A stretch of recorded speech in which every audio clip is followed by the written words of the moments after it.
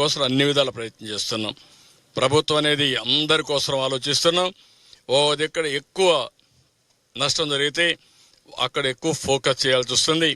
ప్రతి ఒక్కరికి తగిన న్యాయం చేసే బాధ్యత ప్రభుత్వం తీసుకుంటాం.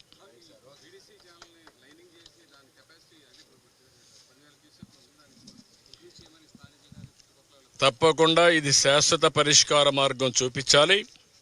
ఈ కెనాల్ అంతా కూడా లైనింగ్ చేసి నీళ్లు ప్రాపర్గా పోయేట్టుగా, బుడమేరు డ్రైన్ కూడా కొల్లేరుకి వెళ్తుంది, దాన్ని కూడా పూర్తిగా ప్రక్షాళన చేయాల్సిన అవసరం ఉంది. బుడమేరు ఆపరేషన్ కూడా స్టార్ట్ అవుతుంది.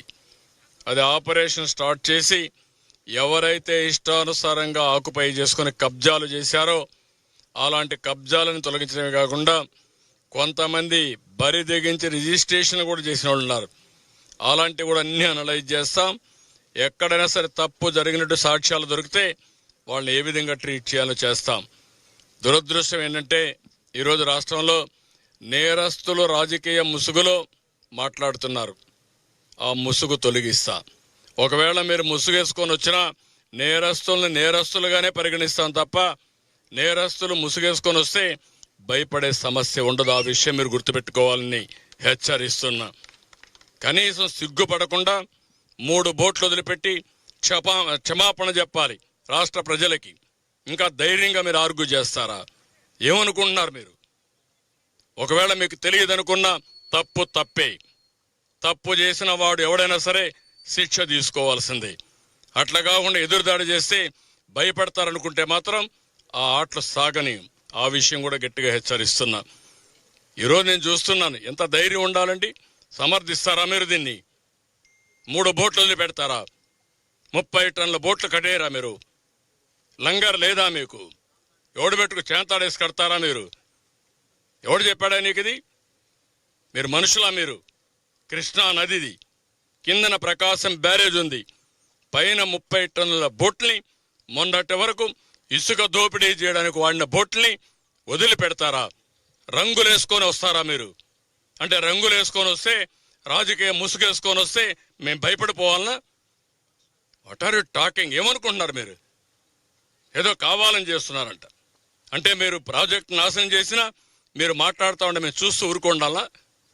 మీరు ఈ మారిగా ఎక్కడికక్కడ గండ్లు పెట్టి ప్రజల జీవితాలు నాశనం చేస్తే మేము కష్టపడుతూ మిమ్మల్ని ఒక మాట అనకుండా ఉండాలా? ఏమనుకుంటున్నారు? ఒక సాక్షి పేపర్, పనికిమాల పేపర్ ఉందని, ఒక సాక్షి టీవీ ఉందని తప్పుడు వార్తలేసి ప్రజల్ని మభ్యపెట్టి మోసం చేయాలనుకుంటున్నారు మీరు. ఆ ఆటలు సాగవు. ఆ విషయం గుర్తుపెట్టుకోండి. నేరస్తులను నేరస్తులుగానే ట్రీట్ చేస్తాం, తప్పును తప్పుగానే ట్రీట్ చేస్తాం. తప్పును ఎవడు చేసినా వదిలిపెట్టే సమస్య ఉండదు. ఆ విషయం గుర్తుపెట్టుకోవాల్సి హెచ్చరిస్తున్నా. ఇది ప్రజాప్రభుత్వం, ప్రజల కోసం పనిచేసే ప్రభుత్వం. నేను ఒకటే చెప్తున్నా, ఎప్పుడైనా సరే ప్రజాప్రభుత్వంలో ప్రజలకు మోసం చేసి ద్రోహం చేసే వాళ్ళు మాత్రం హెచ్చరిస్తున్నా, అది మంచి పద్ధతి కాదని కూడా కోరుతున్నా. మీరు చేసే దుర్మార్గమైన కార్యక్రమానికి ఇన్ని వేల మంది సఫర్ కావాలి, ఇంతమంది మేమందరూ సేవలు చేయాలనా? మీరు ఇంకా దాడులు చేస్తారా? మీరు ఏమనుకుంటున్నారు మీరు? కాబట్టి ఆటలు వదిలిపెట్టండి, విన్యాసాలు వదిలిపెట్టండి.